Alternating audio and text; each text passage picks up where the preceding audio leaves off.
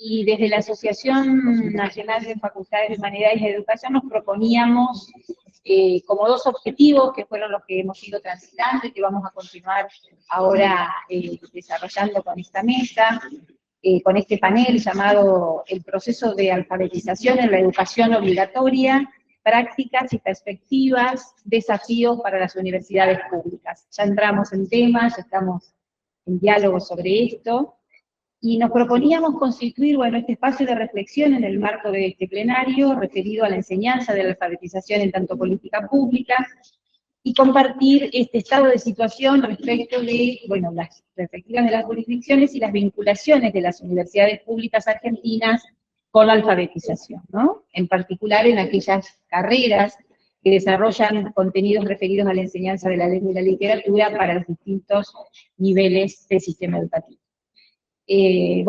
La comisión directiva me ha pedido que presente este panel, así que bueno, un gusto contar con nuestras compañeras que han accedido a estar presentes y a disertar en este espacio, la profesora Marta Zamero. La profesora Marta Zamero es profesora y licenciada en letras, especialista en didáctica de la lengua y magíster en didácticas específicas, titular ordinaria de la Cátedra de Didáctica de la Lengua y la Literatura 13 en la Facultad de Humanidades y Humanidades, Arte y Ciencias Sociales, de la Universidad Autónoma de Entre Ríos. Bueno, largo. Sí, largo como nuestros títulos. Consultora del programa Todos Pueden Aprender. Como investigadora ha dirigido el primer estudio nacional sobre formación docente en alfabetización inicial en el INSPOD. Durante 2008 y 2009, ha coordinado, coordinadora académica de los títulos de especialización superior docente en alfabetización inicial, el programa Nuestra Escuela, del INFOD, autora de numerosas publicaciones y de un libro sobre alfabetización justamente que editó en nuestra Universidad Autónoma de Entre Ríos, y coordinadora de diversos seminarios de alfabetización, y bueno, Marta, junto a un equipo de especialistas de nuestra casa de estudios, trabaja desde la creación de la UADER en la alfabetización en la formación de docentes. Y la profesora Mirta Castedo, que está virtualmente, a ver si la ubicamos allí, ¿está bien? ¿Está Mirta? ¿Sí? Profesora investigadora de la Facultad de Humanidades, Artes y Ciencias de la Educación de la Universidad Nacional de La Plata. Mirta es profesora en Ciencias de la Educación de la Facultad de Humanidades de La Plata, dirige el Departamento de Ciencias de la Educación, profesora titular de Didáctica de la Enseñanza Primaria y Observación y Didáctica de la Lengua y Escritura en la Universidad, investigadora en Didáctica de la Lectura y la Escritura en Educación Básica y los procesos infantiles de construcción, coordinadora académica del Diplomado en Lectura y Escritura, dependiente del Fondo de Cultura Económica y la Secretaría de Educación Pública de México, así como de programas de formación y capacitación docente, autora, de numerosas publicacionales en el área. Enormes gracias a ambas colegas por aceptar esta invitación.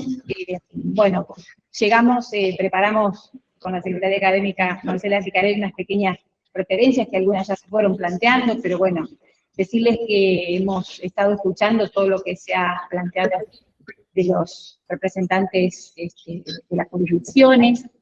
Este mapeo es muy interesante para poder conocer ese estado de situación y retomar brevemente esta ley.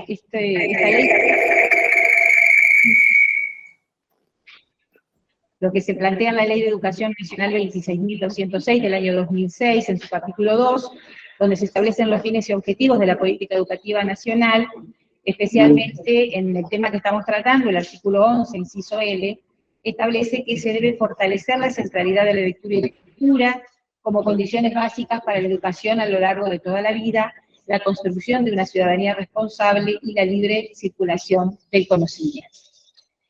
La ley habla aquí, de la alfabetización de ciudadanos y ciudadanas de la República Argentina como un derecho que debe garantizarse para completar las trayectorias educativas, producir y distribuir conocimiento, participar en forma activa y crítica y plena de la sociedad y las culturas. Desde las Facultades de Humanidades y Educación, en este campo asumimos un rol en relación a ese derecho. Hoy se ha estado conversando sobre eso. Varias de nuestras propuestas de carreras de grado, como los profesorados de educación inicial, primaria, especial, letras o lengua y literatura, y carreras de posgrado también, abordan la alfabetización como contenido de estudio, como objeto de investigación y como propuesta de actividades de extensión. Es importante rememorar las discusiones que se han dado en este plenario a la hora de definir lineamientos, ayer se hablaba de esto, lineamientos generales para la formación de docentes comunes a los profesorados universitarios, un debate iniciado en 2011, y recordar las discusiones que se realizaron a partir de 2015, que concluyeron en estos lineamientos comunes de los profesorados universitarios que mencionamos. Y el proceso de autoevaluación, que lo refería hace un ratito Marcela, de lo que ha sido la autoevaluación de los profesorados de lengua y literatura en más de 20 facultades que conforman la asociación. En todas estas carreras, bueno, se abordan esos contenidos de la formación específica, pedagógica y didáctica del campo de la formación en la práctica profesional docente. Estos procesos de formación en estos planes de estudio dan cuenta de una complejidad de la alfabetización y su enseñanza, de sus procesos, de sus prácticas y de sus dimensiones lingüística, cognitiva, pedagógica, cultural y política, tal como ha sido planteado aquí. Así que bueno, en este caso decir que en este plenario nos planteábamos reflexionar sobre los alcances y los procesos de esta alfabetización en esta mesa que hemos compartido, y nos desafía como comunidad académica a retomar de forma conjunta el compromiso por generar instancias que instalen esta temática, que podamos producir o seguir produciendo reflexiones, conocimiento en torno de lo que en nuestras escuelas, con nuestros docentes vemos como necesidades, trabajar con ellos y con ellas, articular lazos entre una demanda que se torna social, se hace visible a partir de la interpelación de distintos actores, y que por sobre todo se trata, bueno, de un derecho. Todo lo que fue planteado aquí, lo que seguramente Marta y Mirta abordarán en este momento, nos obliga a repensar, como se ha dicho aquí, este rol de las universidades en la agenda de las políticas educativas jurisdiccionales, y poder estar pensando en cómo profundizamos esa articulación con el sistema de formación docente, con los institutos de formación docente, con los sindicatos docentes que han logrado años atrás también instalar la capacitación en el marco de lo que han sido los acuerdos paritarios. Bueno, y recordar distintas propuestas que se han compartido también con la intervención de la CEPEN. Bueno, para retomar estas cuestiones, están convocadas ambas especialistas, ambas docentes, integrantes de facultades que conforman ANFE, para compartir sus experiencias de formación en nuestras casas de estudios y en otros ámbitos de su incidencia. Nos parece, bueno, pertinente recordar esto de poder compartir con ellas y producir reflexiones sobre este momento tan particular en que atraviesa el sistema y que por momentos aparece también como una discusión sobre los distintos métodos de alfabetización, sobre los alcances, sobre las responsabilidades.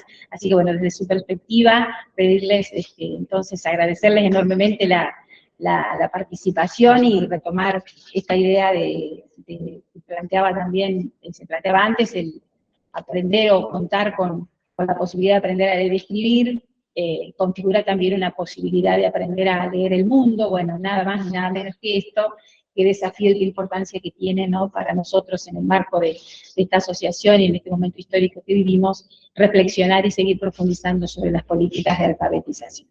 Así que bueno, sin más, le voy a dar la palabra entonces a Marta para iniciar su intervención. Muchas gracias, Marta.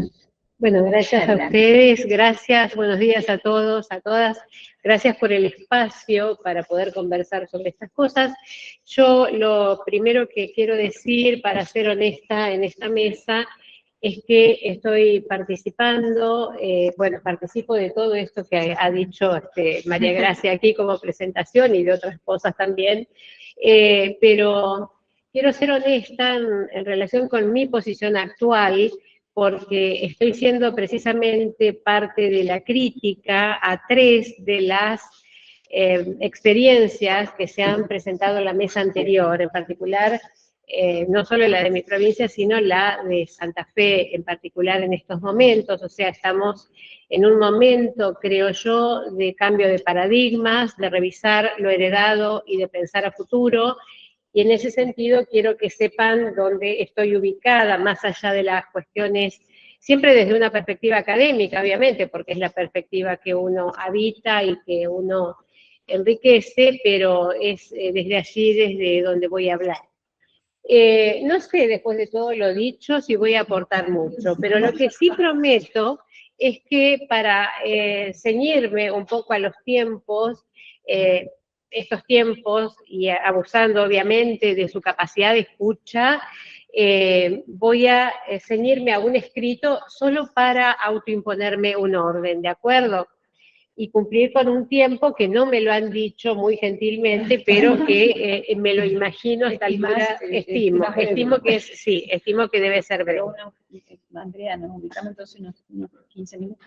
Sí, 20, 20. Sí, es lo que he tratado, es lo que voy a tratar de hacer. Bueno, perfecto. Bueno, espero que salga.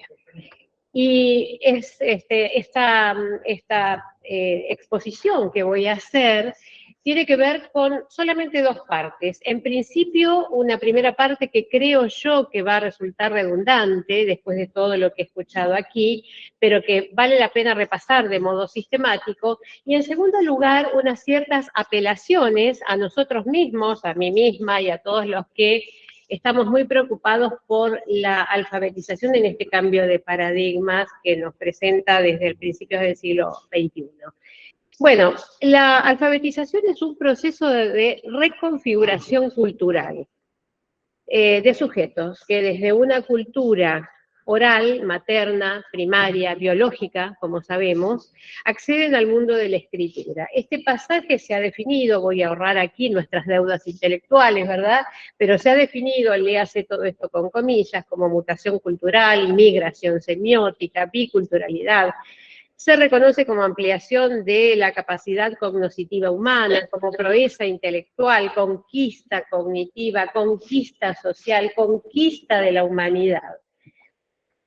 Lo cierto es que, entre otras expresiones que caracterizan un proceso por el cual nosotros podemos pensar el mundo desde una perspectiva que es diferente de la lengua oral, no solo desde una lengua oral materna que ya de por sí encierra una cosmovisión particular, sino también desde un sistema de representación del mundo y del lenguaje y de las lenguas, y un sistema de comunicación, que a la vez es un sistema de comunicación, que es la escritura, que despliega una nueva potencialidad semiótica en interacción con la oralidad primaria, a partir de lo que la lengua escrita produce sobre el pensamiento, donde tendríamos que recordar a Vygotsky con su semántica deliberada y con la propuesta de que la escritura es una estructuración intencional de la trama del significado porque nos plantea una comunicación y un pensamiento independiente del contexto inmediato.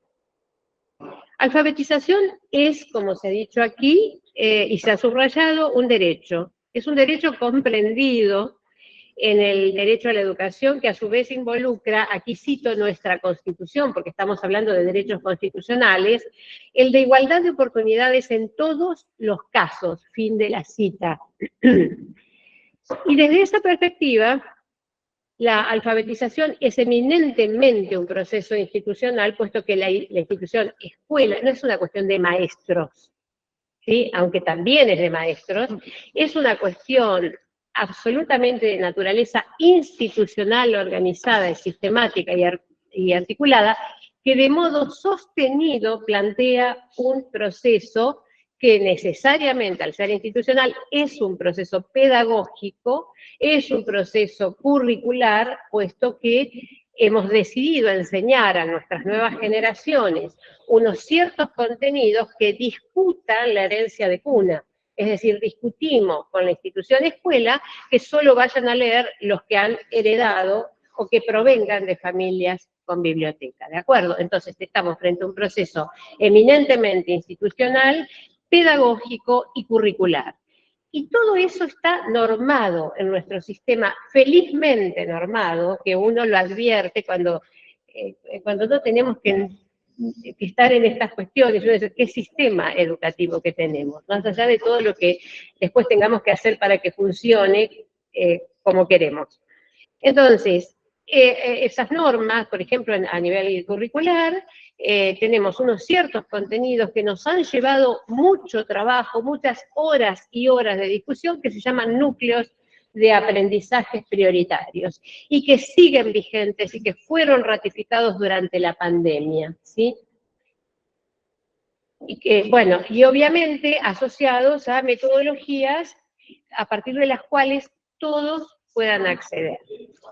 La alfabetización es también un proceso de enseñanza y aprendizaje. ¿De qué cuestiones? De una lengua que es la lengua escrita, y de los procesos de lectura y escritura, porque los procesos, es verdad que la alfabetización produce cambios sobre la oralidad en esa interacción semiótica que plantea, pero lo cierto es que aprendemos una lengua que es espacial, es una lengua visual, es una lengua de una naturaleza diferente. Por ese motivo es un proceso de característica lingüística y cognitiva. En ese aprendizaje se produce la apropiación de cosmovisiones que las lenguas escritas representan y también la apropiación de prácticas socioculturales diferenciadas, lo que solemos llamar prácticas letradas, ¿no? Por ese motivo yo no estoy hablando solamente de alfabetización inicial, que es lo que hoy nos preocupa tanto. Estoy hablando de alfabetización en educación obligatoria, pero también estoy haciendo referencia a nuestro problema, a nuestras aulas que conocemos, hemos designado como alfabetización académica, ¿verdad?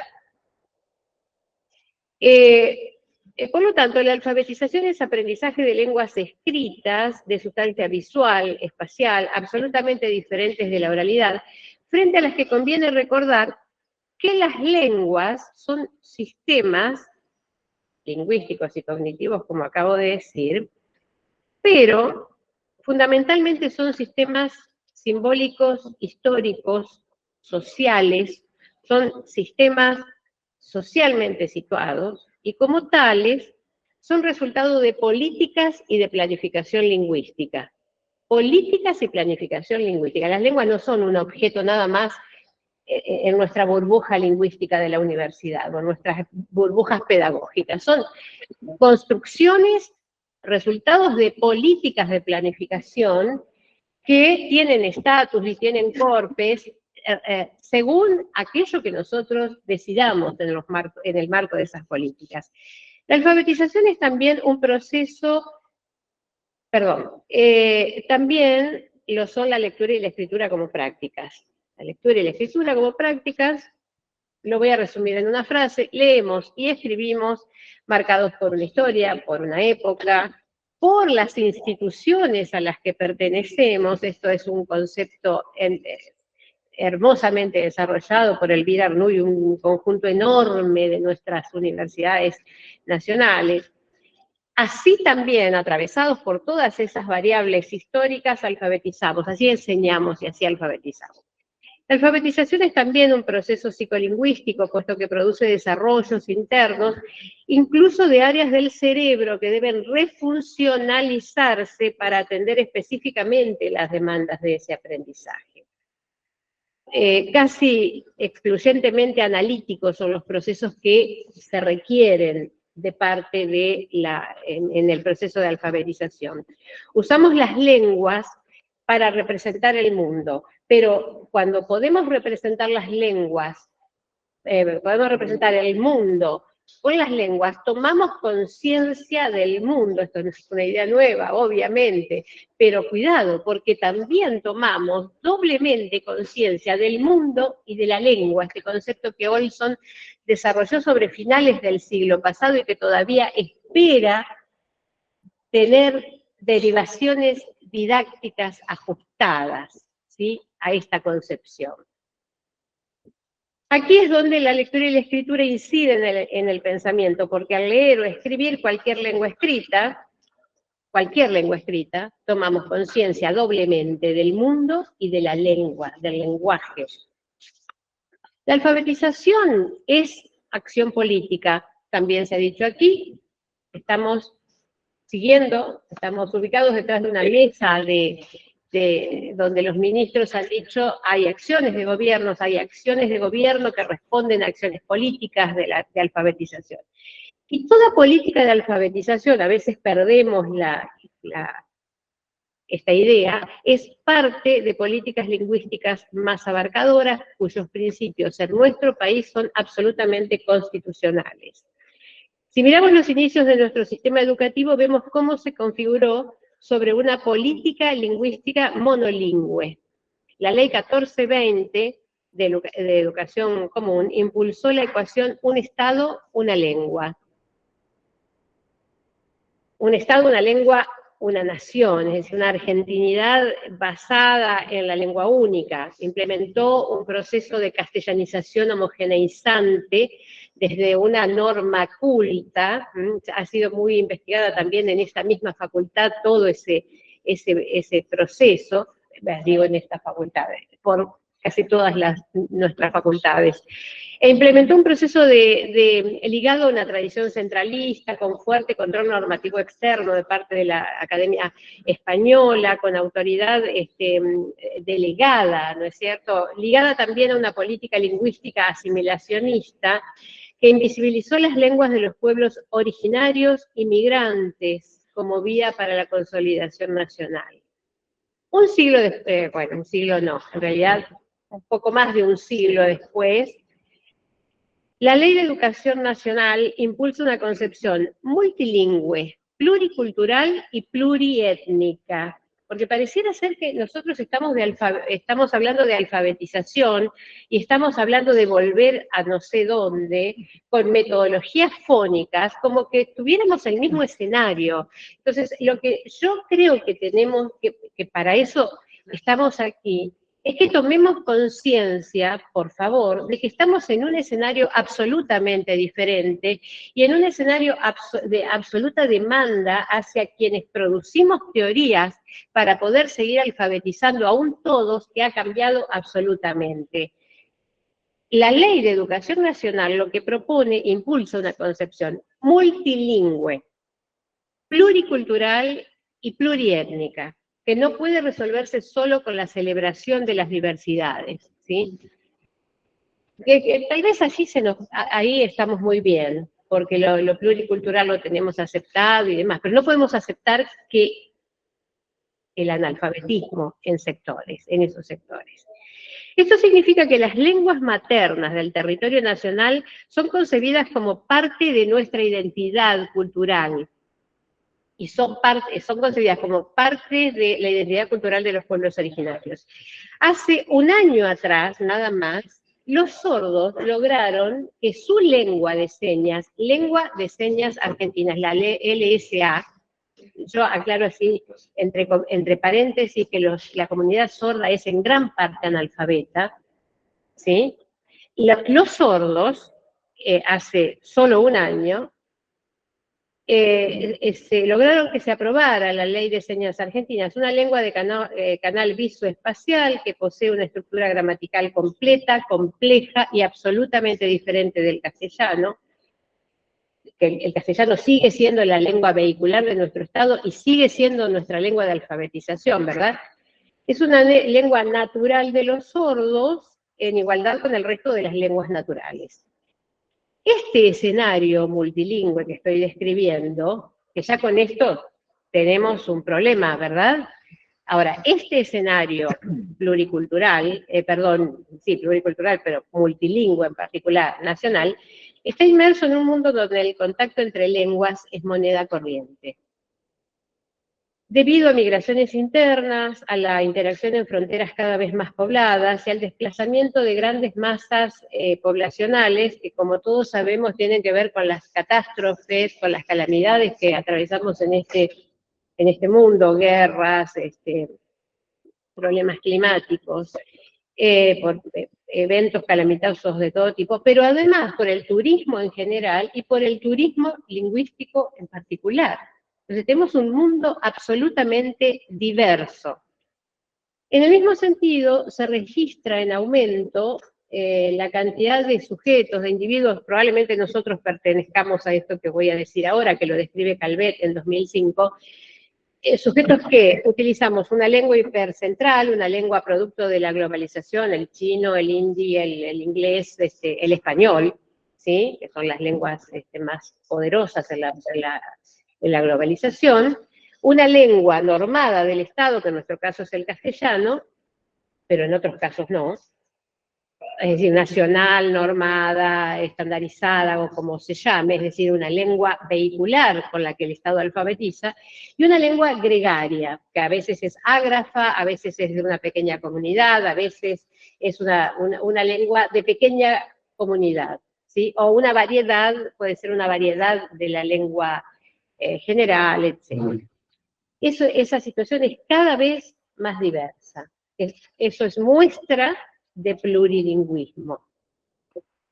La diversidad de hoy es la situación dominante como lo fue el siglo pasado. El siglo pasado era igual, pero con la diferencia de que hoy está legalmente asumida. Hoy asumimos que esta diversidad es una diversidad en lenguas naturales que no vamos a eliminar con procesos de política lingüística asimilacionista, sino que vamos a preservar porque es una biodiversidad imposible de reconstruir, ¿verdad? Y tampoco son posibles en este momento, no es posible el planteo de políticas lingüísticas asimilacionistas. Hemos asumido que, y bueno, me quiero apurar y me voy a tener que tranquilizar, ¿verdad? Y hemos asumido que invisibilizar las lenguas atenta contra la identidad cultural de los pueblos y el derecho a la identidad lingüística que toda lengua materna otorga a sus hablantes. Hemos asumido que las identidades lingüísticas se definen en relación y contraste con las otras, no en la disolución del otro, porque en algún momento se pensó en un purismo lingüístico que exterminara el resto. Hoy no. Hoy estamos pensando, y este ámbito es muy importante para seguir pensando estas cuestiones, que no está en la disolución del otro la salida, sino en una convivencia democrática y respetuosa, ¿verdad? En esta nueva cosmovisión composición de escenario multilingüe, en las últimas décadas vienen ocurriendo transformaciones en el uso de las lenguas. Porque, atención, no podemos pensar la alfabetización como que estuviéramos en el siglo XX, estamos en el siglo XXI, se han producido, nosotros somos sujetos que estamos habitando esas transformaciones. Yo voy a señalar solamente dos aquí por cuestiones de tiempo. Una es la migración del diálogo cotidiano, que la conversación cotidiana, que es la forma más básica de comunicación, de interacción lingüística humana, ha migrado a la escritura, ¿verdad? La aplicación WhatsApp nos ha cambiado todo. Aquello que era oral, hoy es escrito, lo están usando ahora. ¿Sí? Estamos conversando de modo simultáneo y no estamos en la oralidad, pero estamos en conversación. Un desplazamiento de lo oral o gestual en el caso de los sordos, en presencia de los interlocutores, con escasa cantidad de léxico, con registro coloquial o informal y fuertemente apoyada en el contexto, que eran cualidades que pertenecían al habla, hoy han migrado a la escritura, a nuestra conversación escrita. Estas cualidades, o sea, la hiperconversación no está suficientemente investigada, ya lo estará en algún momento, está siendo investigada obviamente, pero lo cierto es que suma cualidades propias de hiperconversación, pero arrastra cualidades de la escritura. Entonces, esto que estamos enseñando en las universidades sobre la oralidad y la escritura es algo que hay que volver a pensar a la luz de estas transformaciones. No solo en la formación docente, para nuestra alfabetización académica, y yo no estoy hablando aquí de asimilar estas cuestiones, lo que más creo que nos tiene que preocupar es que la hiperconversación lo que hace es arrastrar al uso del léxico, de léxico muy escaso, una muy escasa cantidad de palabras, la redundancia, el uso de otros códigos, la presencia de ideas fragmentarias e incompletas, y esos usos no requieren escuela. Uno los aprende porque son prácticas sociales fragmentarias, con mensajes absolutamente repudiables, antidemocráticos, es decir, por ahí circula gran parte de lo que no queremos que circule. No, no estoy planteando aquí que se vaya a enseñar, por el contrario, esas prácticas sociales merecen todo nuestro repudio, esa parte de esas prácticas en concreto, ¿no? Ahora, pensemos que tenemos que prestarle atención, porque quienes trabajamos con el sistema formador y con el sistema educativo en inicial, primaria y secundaria, sabemos que esta práctica social masiva se percibe como amenaza a la enseñanza o al aprendizaje de la buena escritura. ¿Se entiende lo que digo? Que podemos volver a correr el mismo riesgo que el sistema monolingüe corrió. Es decir, un sistema monolingüe que condenaba las hablas regionales como incorrectas para imponer una norma culta. Atención con lo que podemos estar tentados de pensar, ¿sí? Pero que de hecho se piensa y se piensa mucho en la escuela secundaria, menos en la alfabetización inicial, aunque ya llegó también allí esta idea. La segunda de las transformaciones en el uso de las lenguas refiere a las relaciones entre el entorno analógico y el digital, que para nosotros es absoluta, en la alfabetización académica es absolutamente, habitamos este mundo sin ningún tipo de dificultades, ¿verdad? En particular, a las diferencias que se producen en el proceso de lectura, ya que el hipertexto pierde todos los datos de filiación que posee el texto analógico. Por lo que leer leccias no lineales, ¿verdad? Que el lector conecta, cohesiona y otorga coherencia, ¿sí? En el mismo proceso de lectura exige y requiere, obviamente, requiere, pero obviamente produce nuevas estrategias de construcción de sentido. Es decir, damos coherencia a textos que no han sido producidos de modo coherente. Nosotros, a partir del hipertexto, otorgamos coherencia y lo hacemos tan bien que podemos producir académicamente allí. Lo mismo ocurre con los procesos de organización inteligentes y la potencialidad de la navegación múltiple. ¿Y qué vamos a decir del linking como nueva estrategia de construcción de sentido? ¿Sí? Es decir, construcción de coherencia de textos. Yo no estoy hablando del pasado. Estoy hablando del presente de hace un tiempo ya. Voy entonces a recapitular para cerrar. ¿Cómo voy con el tiempo? Muy bien. Bien. Bien. Recapitulemos para cerrar. ¿Vamos bien hasta acá? Bueno, entonces, la alfabetización en el marco de una política lingüística monolingüe se produjo de la mano de metodologías analíticas. Por ahí suena una rareza para quienes no pertenecen al campo, pero lo que quiero decir sobre estas metodologías analíticas es que pusieron fin a los antiguos métodos sintéticos que eran el alfabético, el fónico, de pronunciar los fonemas de la lengua para aprender a leer, lugar más discriminatorio imposible, y al silábico, propios del siglo XIX.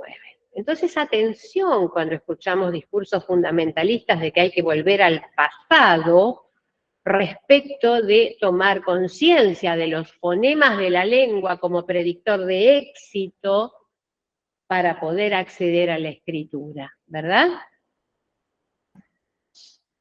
Es muy específico y después podemos conversar sobre eso si ustedes quieren. Pero lo cierto es que hubo un modelo monolingüe que lo podemos analizar desde múltiples, y condenar incluso desde múltiples perspectivas, pero fue un modelo que se pensó para un todos determinado y allí se accedió con unas metodologías que destruyeron las metodologías anteriores. Entonces la pregunta en este ámbito, hoy, en este siglo XXI, es, con una concepción de lengua y una concepción metodológica muy clara para acceder a ese todo, que era un todo bastante sencillo porque era el que aprendía, ¿verdad? Hoy no tenemos ese todo, hoy tenemos los que no aprenden, los que no quieren ir, los que las familias no los quieren, desconfían de la escuela. Tenemos un conjunto de personas que no hablan la lengua de la alfabetización, ¿sí? La pregunta para los que trabajamos en este ámbito es, ¿qué hago con el niño chino? Que le hablan todo el día en chino. O en algo que se dice chino, porque a veces no saben ni siquiera si es chino lo que hablan las personas de los supermercados de los más diversos barrios de la Argentina.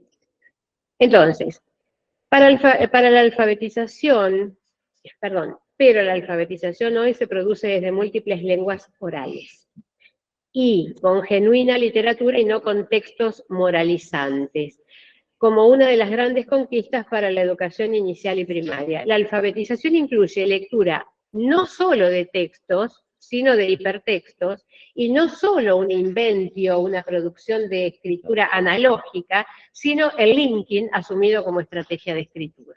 ¿Sí? No estoy refiriendo estrictamente a la alfabetización inicial acá, pero son cuestiones que hay que pensar porque tienen que estar en la alfabetización avanzada, ¿verdad? Tienen que ser pensadas. Frente a este nuevo escenario, ¿cómo estamos entendiendo la relación entre lenguas orales y escritas en el marco de un modelo, un Estado, múltiples lenguas? ¿Con qué concepción de lengua escrita? Porque esto, es decir, este desafío no se puede afrontar desde cualquier lengua, desde cualquier concepción de lengua. Necesitamos una concepción de lengua escrita que asuma la autonomía semiótica. ¿Esta teoría existe en el campo? Sí, existe. Gran parte de las teorías que están sosteniendo esto no están siquiera traducidas, ¿sí? Más allá de que podamos leerlas en otro idioma, pero bueno, si es que vamos a tratar de pensar todos en algo, también tendríamos que tomarnos algunos trabajos desde la universidad, ¿verdad? Entonces, una teoría de lengua escrita adecuada a este escenario es una teoría sobre lenguas escritas que plantea autonomía semiótica en relación con la oralidad. Reconocer la autonomía semiótica de la lengua escrita permite que ésta pueda aprenderse desde diferentes lenguas y variedades, desde diferentes sustancias significantes, es decir, que aunque hables en señas, que tiene sustancia gestual, el significante es de sustancia gestual, también pueda acceder a la lengua escrita vehicular del Estado, con mayor o menor distancia lingüística. Es decir, no me importa qué variedad hables, no importa, tengo una concepción de lengua escrita que me permite acercarte desde el primer momento como lector y escritor, sea cual fuere tu variedad. Este cuestionamiento anterior apunta a la necesaria presencia conjunta y equilibrada de la lengua como representación del mundo y como sistema. Eso no puede seguir siendo en el siglo XXI para nadie algo que se discuta, si es esto o lo otro. Una lengua es ambas cosas. Toda lengua es ambas cosas. Cualquier lengua es ambas cosas. Y por último, una de las preguntas centrales en este contexto es si se puede lograr una alfabetización sólida sin metodologías explícitas que eviten un desarrollo azaroso y artesanal. La respuesta que yo doy, es que yo milito en este ámbito, es que no se puede. No se puede ni se debe, obviamente. Pero eso no significa que tengamos que volver a los métodos fónicos del siglo XIX, ¿sí? Las construcciones metodológicas propias de contextos plurilingües tienen condiciones particulares y componentes específicos. Tenemos que discutir abiertamente sobre la pertinencia de los objetos de conocimiento involucrados en la alfabetización, ¿sí? Qué lugar tienen las lenguas y qué lugar tienen las prácticas del lenguaje.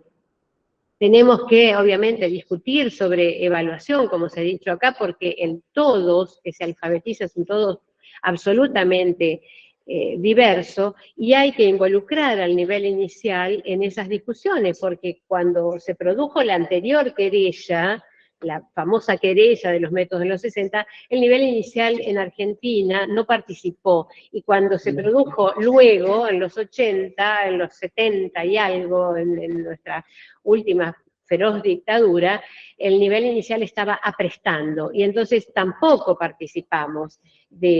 Pero la cuestión de construcciones metodológicas involucra al nivel inicial. Como hemos decidido que que la alfabetización no es una cuestión de textos moralizantes, sino de literatura, tenemos que discutir y acordar además en nuestras universidades cómo hacemos que estos dos enormes objetos de conocimiento, que son la lengua y la literatura, se amigan, se convocan, se enlazan, se reconocen para poder incidir en las infancias. Porque no es que, si yo me dedico a la literatura, pero no me hables de alfabetización. Hemos peleado un siglo, o bueno, un poco menos, ¿no? Pero lo digo con todo énfasis, para la conquista de la literatura en la escuela primaria, que quedaba solo para el público seleccionado de la educación secundaria.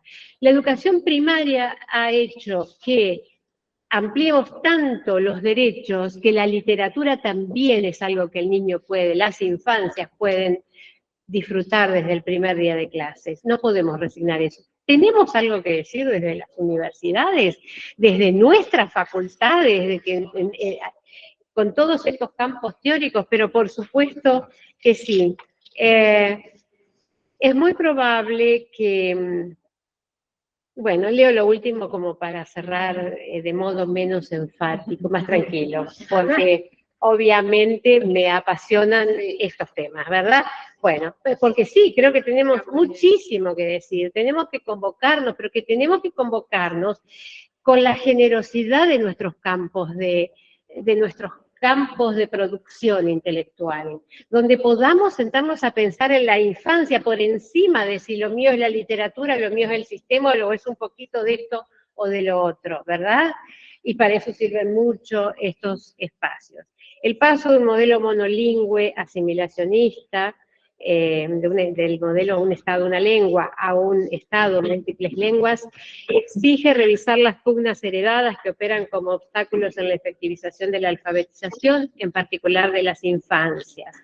Aceptar los desafíos de una política de alfabetización sobre el modelo un Estado, múltiples lenguas nos propone el trabajo de superar prejuicios sobre el estatus de estas lenguas, sobre las sustancias significantes, y sobre las teorías que suelen interpretar a los hablantes de algunas lenguas desde la teoría y mito del déficit sociolingüístico, pero también de los restos degradados de metodologías del siglo XX, algunas de las cuales se han cristalizado en la creencia de que hay que hablar y pronunciar bien para aprender a leer y escribir, cuando a todas luces estamos leyendo cualquier lengua a través de un traductor, sin siquiera saber cómo suena esa lengua.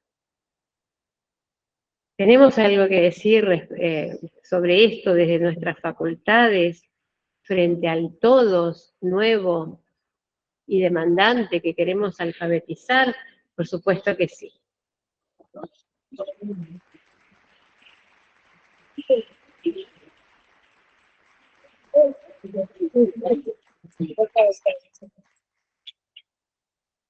Bueno, muchas gracias, Marta. Impresionante presentación. Se abren muchas preguntas y reflexiones para la conversación. Vamos a dar lugar a Mirta para que inicie su presentación. Mirta, ¿necesitas presentar algo o proyectar? Creo que no. Bueno. Creo que no porque no me van a dar los tiempos. Buenas tardes. Bueno, muchas gracias por la invitación. Me han sacado de mi zona de confort. Yo suelo hablar para colegas de la misma especialidad o para docentes, no para colegas de distintas ramas de las ciencias sociales y ni siquiera todos educadores. Entonces, me resultó bastante trabajoso pensar, seleccionar en qué decir después de leer todas las disposiciones, todas las resoluciones del Consejo, de todas las jurisdicciones y una cantidad impresionante de artículos periodísticos sobre el tema. Mil disculpas si no doy en la tecla con lo que se espera. Esta no es, insisto, mi zona habitual. En una exposición anterior decía que la alfabetización de niños es un campo de controversias donde confluyen diversas disciplinas que portan sus propios debates y perspectivas teórico-metodológicas. Y sin embargo, a pesar de la complejidad de ese objeto, de las diversas ciencias sociales, de la cual ha hablado maravillosamente Marta recién, la opinión y las políticas públicas suelen demandar soluciones definitivas y totalizadoras, casi siempre bajo la forma de métodos de alfabetización a prueba de fracasos y de planes de formación docente rápidos y eficaces. La realidad es que en un campo tan complejo de interrelaciones teóricas, modelos, investigaciones, prácticas de enseñanza, nada es fácil, lineal ni sencillo.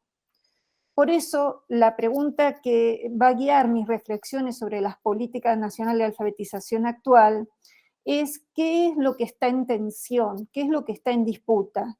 Y voy a intentar responder desde varios lugares. Está en tensión quién y desde cuándo nos preocupamos y nos ocupamos de la alfabetización. Hay aquí un actor importante en este momento, que es la ONG Argentinos por la Educación, que se presenta como un movimiento plural independiente conformado por distintos sectores de la sociedad que tiene el propósito de transformar la educación, priorizando la educación pública. Su lema es medir para mejorar, y esto es importante, porque sostienen que la educación argentina se transforma con datos, con acuerdos y con campañas. Dicen visibilizar los desafíos de la educación argentina a partir de evidencia, este es otro dato importante, evidencia que ellos mismos reconstruyen y por lo tanto reinterpretan a través de datos que el mismo sistema educativo provee, y desde esto generan un diálogo entre actores del ecosistema educativo. En la práctica esos actores son los gobiernos, para potenciar la voz de la ciudadanía. La organización es extensa, ordenada y productiva en términos de visibilidad y sostenimiento de su estructura. Cuentan con dirección ejecutiva, jefe de proyectos, observatorio de Argentinos por la Educación, coordinación de relaciones gubernamentales, campañas de territorio, de análisis de relaciones internacionales, etcétera, etcétera. A mí, cuando me puse a mirar en detalle la página, me asombró. Esta estructura les permite sostener vínculos con una amplia red de ONGs, además de un nutrido grupo de referentes educativos, muchos profesionales de la educación, pero donde también abundan los politólogos, las y los politólogos y las y los economistas. Obviamente, semejante organización no se sostiene sin dinero. En la página encontramos las empresas que acompañan a Argentinos para Educación.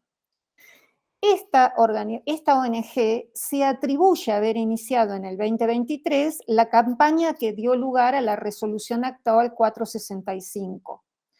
Lo hizo a través de una campaña digital cuyo hashtag inicial fue "No entienden lo que leen", y luego de muchas críticas se transformó en "Que entiendan lo que leen". Paréntesis teórico. Lejos de la pluralidad y la independencia declarada, el hashtag en realidad ya toma una posición teórica ante la lectura porque supone que el significado se extrae de los textos y que por lo tanto ese significado que ya está en el texto se entiende o no se entiende. Mientras la otra mitad de la biblioteca sostiene que el significado es la transacción entre lectores y textos en determinados contextos y por lo tanto en la interpretación de los leídos los sujetos se aproximan a través de compartir y de discutir interpretaciones. En esa mitad de la biblioteca, leer nunca es todo o nada. Leer es aproximarse más o menos a una interpretación consensuada en una comunidad de lectura. El aula es una de esas comunidades de lectura. Vuelvo a la campaña. La campaña tuvo éxito. ¿En qué sentido? Logró instalar en el sentido común la idea de que si las pruebas como PISA, ERCE o Aprender, arrojan que la mitad de los chicos tienen resultados por debajo de lo esperado en lectura, esos chicos no saben leer. En realidad, no saben leer nada. Porque la concepción de lectura es se lee o no se lee. No que entre quienes no llegan a lo esperado hay una diversidad de aproximaciones. El panorama se presenta entonces como una catástrofe, y esa idea de catástrofe de la alfabetización se instaló en los medios de comunicación, en las redes, y penetró en el sentido común. Recuerdo que tienen gente para eso. También tuvo éxito porque logró que todos los candidatos a presidentes del 2023 y 16 gobernadores firmaran un compromiso para que todos los niños sepan leer a final de tercer grado. ¿Y quién se iba a oponer a semejante cosa? En ese contexto, no firmar hubiese sido un escándalo de igual o mayor dimensión que la catástrofe diagnosticada. En el 24, el ex Ministerio Nacional, ahora Secretaría, mientras se desarmaban muchas áreas cruciales de la dependencia y los ministerios provinciales tomaron el guante y sus propuestas de superación del problema en la resolución nacional y en las provinciales que todos conocemos. De ese modo, tanto argentinos como el ministerio, como la Secretaría, quedan del lado de la propiedad de la gran preocupación y del descubrimiento de la catástrofe. Por lo menos así se interpreta desde el tono fundacional del plan y de los planes, con excepción de algunas pocas provincias que expresan que su plan es continuidad de otros que ya venían realizando. Sin embargo, la preocupación por las condiciones y los resultados de la alfabetización ya existía, tanto en la nación como en las provincias, en los gremios y sin duda en las escuelas y en los colegios. Desde los gobiernos, entre las evidencias más recientes y haciendo rapidito una lista, tenemos las publicaciones en el 2012 de la serie de módulos de la Cátedra Nacional de Alfabetización, la distribución gratuita de libros del Plan Nacional de Lectura y otros operativos, uno de ellos fundamental, las colecciones de aula entre 2013 y 2014, que se interrumpió en el 2015 y que se retomó con otros formatos en la gestión anterior y que se volvió a interrumpir ahora. Los numerosos materiales publicados por los ministerios, tanto en actividades para niños como orientaciones para los docentes, montones de esos materiales en pandemia, rapidísimamente nos reconvertimos a hacer cosas online. El desarrollo del postítulo nacional Alfabetización en la Unidad Pedagógica, también interrumpido en 2015, diplomados en varias provincias y también a nivel nacional, cursos y actualizaciones de todas las orientaciones de alfabetización en el Instituto Nacional de Formación Docente, interrumpidos también este año. Por su parte, en las universidades, desde el reinicio de la democracia y hasta hoy, hay cada vez más carreras de posgrado que toman la alfabetización como contenido central y antes proyectos de investigación en distintas perspectivas teóricas. En consonancia, Argentina, más que otros países, sobre todo más que otros países de América Latina, cuenta con una importante producción editorial, desde distintas perspectivas sobre temas y problemas de alfabetización, incluidos algunos como la evaluación de la alfabetización, en los cuales somos prácticamente los únicos que escribimos. Y podemos agregar la reactivación de la Red Argentina de Alfabetización, parte de la Red Latinoamericana, una organización totalmente autogestiva de docentes, directivos, supervisores, especialistas, investigadores y políticos de la educación, que no recibe subsidio de ninguna fundación, al menos por el momento, creo que no lo vamos a recibir, y menos aún del Estado, en este momento. Todo ese conjunto de acciones abrazadas en mayor o menor medida por las escuelas, logró instalar en muchísimos docentes desde hace muchos años, especialmente en muchos colectivos escolares, agrupados o no con etiquetas de gremios o de sindicatos, un estado de deliberación, no diría de preocupación porque no quiero sumarme al alarmismo, sobre cómo enseñar mejor a leer y a escribir, sobre cómo evaluar los progresos de los niños, sobre cómo diversificar la enseñanza para niños con aproximaciones diferentes dentro del salón de clase. Cuando las pruebas dan sus resultados, no hacen más que confirmar lo que docentes y especialistas ya sabemos, porque habitamos las aulas y porque investigamos sobre el tema, lo cual no significa que yo esté hablando mal de las pruebas, no digo que no tengan que existir, pero las pruebas confirman cosas que sabemos.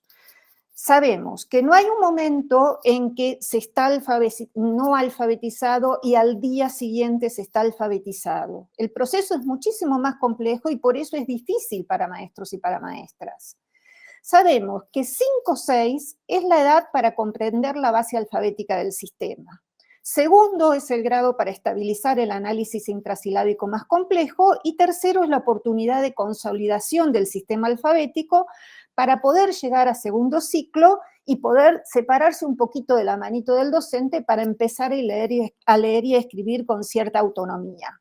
Autonomía que de todas maneras se trabaja desde primero. Eso no quiere decir que se deje de enseñar, siempre se sigue enseñando. Lo que acabo de decir no es lo mismo que esperar hasta tercero para alfabetizarse. Si la comprensión de la base alfabética del sistema recién llega en tercero, lo sabemos los que estamos en la escuela, estamos en problema con las trayectorias de los niños. Lamentablemente, eso sucede con muchos chicos. Lo vemos tanto en segundo ciclo como en secundaria. ¿Por qué sucede? Hay un grupo de especialistas que acusan a cierta perspectiva de alfabetización presente en algunos diseños curriculares y en la formación docente. Sobre la razón es esa, la perspectiva de alfabetización.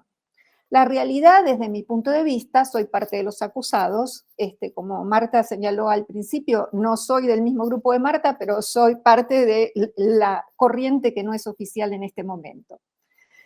¿Por qué sucede esto?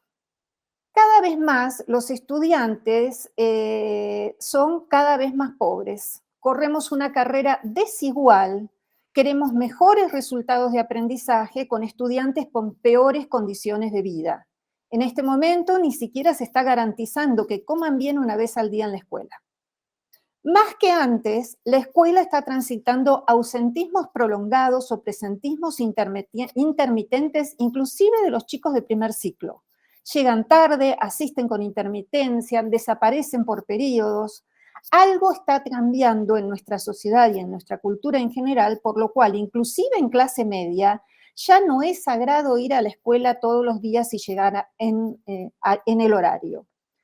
Las trayectorias ideales son eso, ideales. La realidad es que los niños de 5 o 6 llegan a esa edad con aproximaciones muy diferentes a los sistemas de escritura, tienen diversas relaciones y experiencias con la lengua escrita, y si bien el punto de partida no condiciona su trayectoria, que depende de las oportunidades que ofrezca la escuela y de diversas construcciones subjetivas, a veces sus avances no son los ideales, lo cual no quiere decir que no estén aprendiendo nada o que no puedan aprender después. Al igual que otra razón, al igual que toda América Latina se nombró, la movilidad de docentes es alta y esto impide formar equipos escolares estables. Como en toda América Latina, los planes y programas de formación cada vez están más lejos de la escuela. La formación en línea crea la fantasía de que formamos docentes cuando en muchos casos, en la mayoría, apenas si los informamos. Como en toda América Latina, tanto planes y programas de formación como provisión de libros, porque sin libros no se puede aprender a leer, son acciones que avanzan y retroceden o se interrumpen junto con unas y otras gestiones de gobierno, no llegan a constituirse como políticas públicas. Y en la práctica de enseñanza también hay problemas. Para algunos, el problema principal es el dejar hacer en el aula. Ese es un problema, eso pasa en las aulas. Para otros, el problema principal es el exceso de copia y el descifrado. Ese es un problema para algunos de nosotros, pero no todos piensan que ese es un problema. Entonces, ante semejante complejidad, ¿qué hacemos? Y ahora voy a hablar muy brevemente y de una manera distinta a lo que lo hago habitualmente sobre los enfoques. Recortando, y voy a hablar sobre los enfoques recortando al trabajo con el sistema de escritura, que suele ser el punto de mayor controversia, pero que en realidad no es el punto de mayor controversia, el punto de controversia es todo. Dejo claro que la elección de enfoques, desde mi punto de vista, no es solo una cuestión de eficacia en el aprendizaje difícilmente comprobable en el nivel de los sistemas, sino de modelos de enseñanza, de escuela, de ciudadano, es decir, una elección política. Pero no me voy a poder detener en ello, aunque me parece fundamental. Por un lado, hay un grupo de especialistas que dice primer enfoque. Hay un grupo de especialistas que dice que tiene la solución a todos los problemas, que son métodos a prueba de fracasos. Esos métodos toman la forma de programas que se vienen desarrollando en el país desde hace por lo menos 3 décadas, no son nuevos, más fuertemente en las últimas 2. En general, los mencionaron hoy, se componen de un libro de texto con lecturas y actividades para los niños, un texto de orientaciones para el docente muy precisas, detalladas, simples y paso a paso, el acompañamiento situado en la escuela a través de orientadores y facilitadores y baterías de pruebas a fin de certificar los avances. Al menos los programas que yo conozco, Queremos Aprender, Mateo, Coplas, Dale, son financiados por ONG y fundaciones, no las menciono, ya han sido mencionadas, y cuentan con sólidos respaldos académicos, CONICET fundamentalmente, y de organismos internacionales, por ejemplo UNICEF.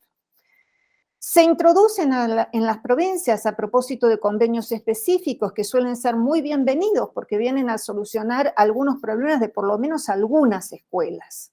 Y en algunas provincias esos programas, antes pequeños y focalizados, ahora son para el universo de la provincia completo. Asumen una perspectiva de alfabetización, todos los que nombré, asumen una perspectiva de alfabetización específica, conocida como enseñanza directa, sistemática o explícita, también como perspectiva cognitivista o de conciencia fonológica o phonics. En palabras de las autoras, se apoyan en una versión actualizada del método fónico. Se enseñan explícita y sistemáticamente las relaciones fonemas-grafemas, asumiendo que la escritura es un código de transcripción, no un sistema, como acaba de decir Marta, y por lo tanto leer es convertir grafemas en fonemas y escribir es convertir fonemas en grafemas. Ese método existe desde el siglo XVII. Desde entonces ha asumido diversos ropajes, ha variado mucho. En general son metodologías sencillas de aplicar por el docente porque vinculan fuertemente con tradiciones ya instaladas. En la escuela siempre se enseñó a vincular fonemas-grafemas. Y también es fácilmente asimilable por la escuela porque las estrategias básicas de enseñanza tan sistemática son bien conocidas: modelar, repetir, reproducir, corregir. La actualización del método fónico al que se hace referencia no es menor. Incorpora ejercitación sobre la conciencia de los fonemas que se considera clave para comprender la relación con los grafemas y supuestamente evita tener que enseñar las relaciones una a una, aunque cuando uno después va a los materiales las relaciones están presentadas una a una. La perspectiva de trabajo de conciencia fonológica se inicia con Isabel Limmerman en Estados Unidos a principios de la década de 1970. Una década después se empieza a aplicar en Argentina con diversas escalas y con todo el respaldo académico y los recursos nada más y nada menos que de CONICET. En Estados Unidos, en el inicio de este siglo, la enseñanza se estructuraba alrededor de 5 habilidades: conciencia fonológica, deletreo y codificación, vocabulario, fluidez lectora y posteriormente a la fluidez comprensión. Más o menos esos son los ejes que también se usan en nuestra región. Sin embargo, un poco más tarde, en el modelo americano, la fluidez lectora dejó de ser la habilidad central y se incorporaron otras más vinculadas con la escritura, como la conciencia sintáctica, la morfología, la expresión escrita, así como la llamada escritura espontánea, Pero estos cambios que provienen de investigaciones de otra cognitivista muy relevante, Rebecca Treyman, no tuvieron gran impacto en las propuestas locales. Por aquí, en mayor o menor medida, el acento sigue siendo la fluidez, la codificación y la decodificación. Por otro lado, segundo enfoque, y estoy poniendo los enfoques en los extremos y por supuesto hay grises. Por otro lado, el otro grupo de especialistas al cual pertenezco y desde allí hablo, y por lo tanto si hablara desde otro lugar diría otras cosas, inician la investigación didáctica en las aulas en la década de 1980. Es local, somos americanos, latinoamericanos. A partir del descubrimiento psicolingüístico crucial, las conceptualizaciones sobre la escritura de los niños, Emilia Ferreiro, Ana Teberovsky, 1979, por entonces argentinas radicadas en México y en España. En ese momento ya se sabía que los chicos producían escrituras espontáneas no convencionales antes de hacerlo convencionalmente. Pero lo que hace Ferreiro es descubrir cuál es la lógica de esas escrituras, ordenarlas evolutivamente y explicar los procesos de conceptualización que posibilitan el avance de la comprensión. Ahí se empieza a entender por qué muchos chicos fracasaban tanto en la escuela. Les presentamos relaciones fonemas-grafemas cuando ellos todavía no tienen ni la menor idea de que hay una relación entre una lengua oral y una lengua escrita. Y no porque no entiendan nada, sino porque organizan esas reglas de composición del sistema de otras maneras. Desde ya aclaro que en esta perspectiva no se niega la existencia de la conciencia fonológica, sino que lo que vamos a decir es que la conciencia fonológica no es un prerequisito, sino es una consecuencia de la adquisición de la escritura. Bien, ¿a qué nos dedicamos? Yo soy del área de didáctica. Nosotros de situaciones y los tipos de intervenciones, tenemos mucho hecho y muchísimo por hacer.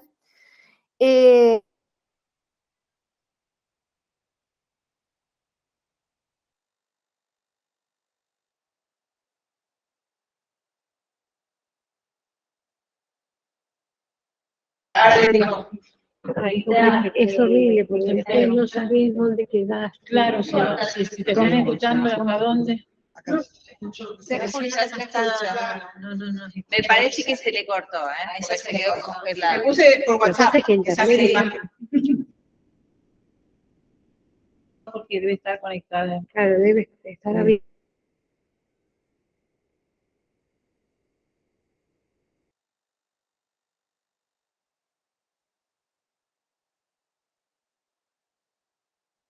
Hola, ¿me están escuchando?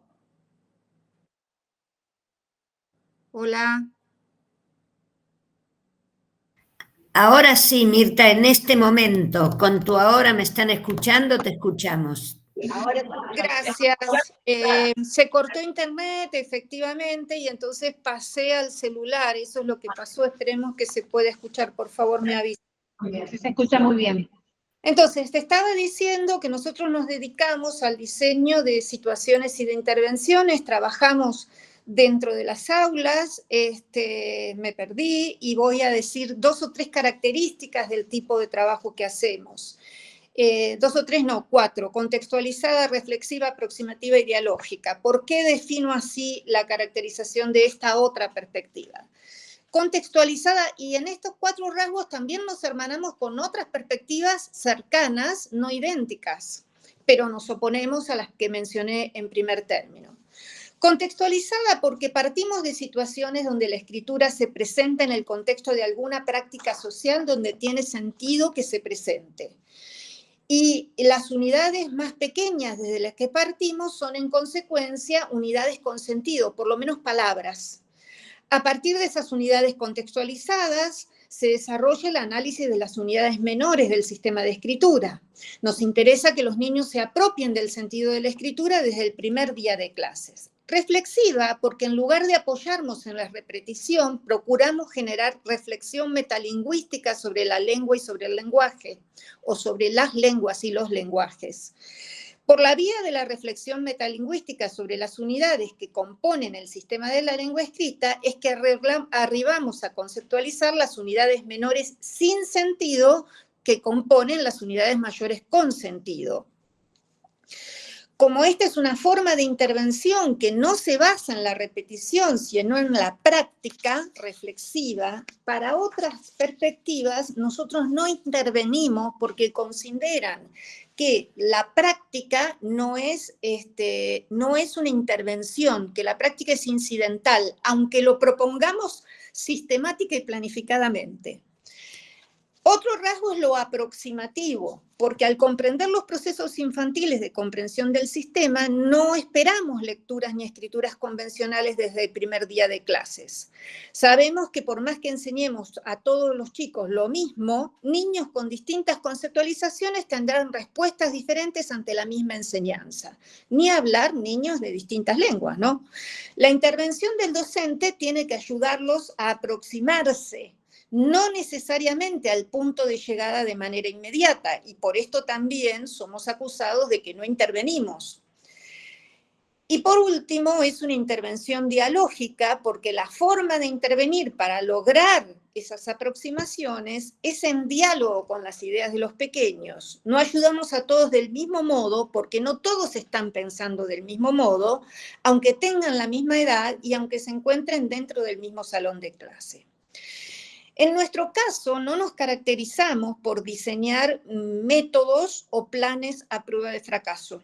Para ser muy sintética, diría que apostamos a la profesionalización de los colectivos docentes, a los que nos podemos acercar, dependiendo de las condiciones políticas.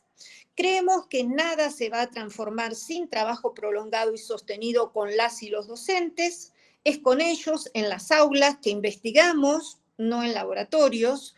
Con ellos recogemos experiencias y las sistematizamos, con ellos necesitamos avanzar y estamos avanzando en instalar una cultura de la evaluación permanente, formativa y participativa, que evite que los chicos avancen en la escolaridad sin aprender lo suficiente. Son ellos los que hacen realidad en mayor o menor medida cualquier orientación curricular. Es difícil, pero no es imposible. A pesar de todas las críticas y de las 1000 puertas que se cierran o que se entreabren muy parcialmente, cada vez somos más y seguimos siendo cada vez más. Tenía una parte aquí donde analizaba, que voy a saltear, donde analizaba la relación de los resultados de la prueba Aprender con las orientaciones de los diseños curriculares y estos planes focalizados que incidieron en las distintas provincias. Solo por decir algo, digo que provincias como Chubut, Córdoba y Tierra del Fuego, que tienen diseños muy orientados desde nuestra perspectiva, son en las pruebas Aprender 3 de las 4 provincias con los resultados por encima de la media nacional. Es decir, no es cierto que una perspectiva garantice nada en particular. Pareciera que no hay métodos a prueba de nada. Ahora me voy a referir a algunas preocupaciones. He perdido con esta imagen por cuánto tiempo ando. Algunas preocupaciones, esto es más breve, sobre el plan nacional y los planes provinciales, porque para algo me leí las 397 páginas y las anoté al margen de montones de cuadritos, etcétera, etcétera, que me viene muy bien haberlo hecho. Yo tenía, pero no les voy a mostrar por razones de tiempo, un cuadro donde ponía la cantidad de evaluaciones que no les puedo mostrar además porque lo tengo en la máquina y no tengo internet en la máquina, la cantidad de evaluaciones que plantean las jurisdicciones, es decir, es un show de evaluaciones impresionante, masivas, pilotos, muestrales, censales, provinciales. No así tantas, son muy poquitas, formativas, situadas y participativas. Esta última es un tipo de evaluación muy necesaria para fomentar, para que precisamente los chicos que no están avanzando no pasen desapercibidos, sean observables, para que sean observables lo antes posible. Creo que el exceso de evaluación va a terminar poniendo el carro delante de los caballos. Evaluamos para enseñar mejor, no enseñamos para llegar a un resultado de evaluación.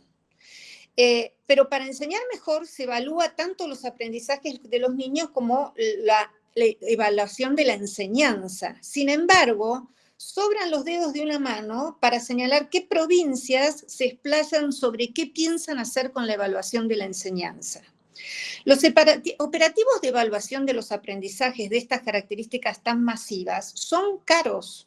¿Realmente queremos gastar tanto dinero en evaluaciones masivas en vez de empeñarnos en fortalecer a los colectivos docentes en la enseñanza y en que puedan avanzar en una cultura escolar de evaluación permanente? En las 24 jurisdicciones, evaluaciones del aprendizaje tenemos 21 con pruebas prudenciales y jurisdiccionales. 11 provincias en 20 secciones diferentes de grado con pruebas de fluidez de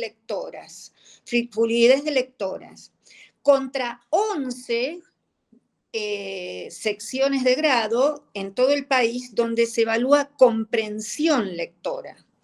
Tenemos producción de textos escritos explícitamente solamente en 2, y producción de escritura de palabras, que es fundamental en los inicios de la alfabetización, solamente en 5. Si todas las provincias evalúan aprendizaje, pero menos de la mitad evalúa la enseñanza, es claro que la enseñanza no está puesta en el primer plano. Todas las provincias evalúan los aprendizajes, pero solo 4 evalúan específicamente escritura. Es clarísima ahí la preeminencia de la lectura sobre la escritura. Y eso es una posición teórica. Más sesgado aún es la abrumadora preeminencia de las pruebas de fluidez. Inclusive sobre la comprensión hay el doble de pruebas sobre fluidez que sobre comprensión. Es llamativo, como si oralizar un texto con velocidad y precisión fuese más importante que comprenderlo. ¿No era que queríamos que entiendan lo que lean? Entonces, ¿por qué evaluamos otra cosa? Si además se tiene en cuenta un hecho pedagógico muy conocido, que es que las evaluaciones centrales terminan orientando la enseñanza hacia los contenidos que son evaluados, es más grave aún. Dentro de unos pocos años corremos el riesgo de que tengamos chicos muy entrenados en oralizar, pero muy poco formados como lectores. Otra alarma, las evaluaciones de aprendizajes en el nivel inicial. Bienvenida es la alfabetización al nivel inicial, que tanto se resistió a la presencia de la escritura. Pero tengamos cuidado en cómo lo hacemos. No vaya a ser que en vez de enseñar, controlemos y castiguemos patologizando tempranamente. Para finalizar, de verdad es el final, quiero decir que a pesar de que las resoluciones de todas las jurisdicciones estamos muy lejos del consenso, algo así dijo el ministro de Santa Fe, acá no hay un plan nacional, hay una expresión de deseos de muchas jurisdicciones. Si bien mayoritariamente las jurisdicciones se alinean con la resolución nacional, con un claro sesgo fonológico, unas pocas toman otros caminos o evaden claramente pronunciarse sobre lo que saben que están en desacuerdo. Ese trenzado de microdecisiones que traccionan hacia la adopción de un modelo Phoenix se justifica porque dice estar avalado por evidencia científica. Sin entrar en discutir qué es evidencia, eso está en otro orden, digamos que es cierto que están. Sin embargo, en la mitad de la biblioteca, en la otra mitad, también hay investigación, tanto quanti como quali, que contradice, discute y objeta a la primera desde distintas disciplinas, no solamente desde la didáctica, también desde la lingüística, también desde la pedagogía, por cierto. Salvo que se opte por vigilar, el peso de la evaluación lo demuestra, y por castigar de distintos modos a quienes se alejen de lo deseado, tengamos en cuenta que cuanto más alejados estemos de las discusiones y las preocupaciones cotidianas de los docentes, menos transformaciones duraderas sobre la enseñanza vamos a lograr. Muchísimas gracias.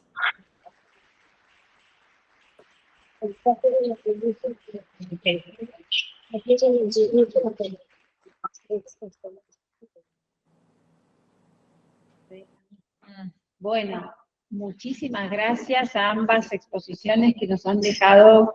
Andrea decía, queríamos abrir, y bueno, imagínense ahora, claro, con estas dos intervenciones, las dos mesas, y esta última en la que se han expuesto todos estos análisis tan profundos y tan que nos generan tantos aportes y tantos elementos para seguir analizando este tema de las políticas de alfabetización en este contexto, ¿no?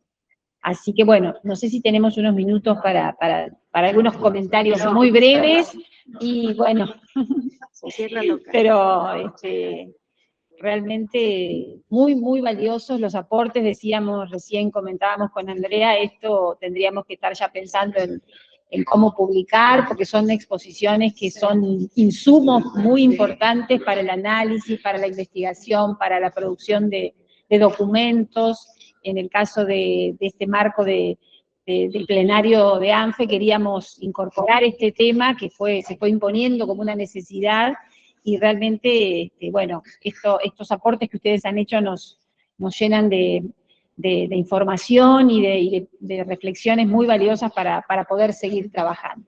Así que, bueno, agradecerles a ambas colegas lo valioso de los aportes. Como digo, hemos grabado las intervenciones, así que también esto será un insumo para seguir trabajando, y para pensar también todo lo que ha sido la presentación anterior respecto de, bueno, los alcances de que se nos presenta como plan nacional, pero no es plan nacional, pero se habla de los acuerdos, pero que no son tan acuerdos, bueno, y todo esto que fueron planteando y problematizando muy bien ustedes. Así que bueno, esta mesa entonces estaría cerrando, nos quedamos conversando por fuera, pero bueno, tenemos como un límite horario y tenemos que cerrar. Les agradecemos y les aplaudimos nuevamente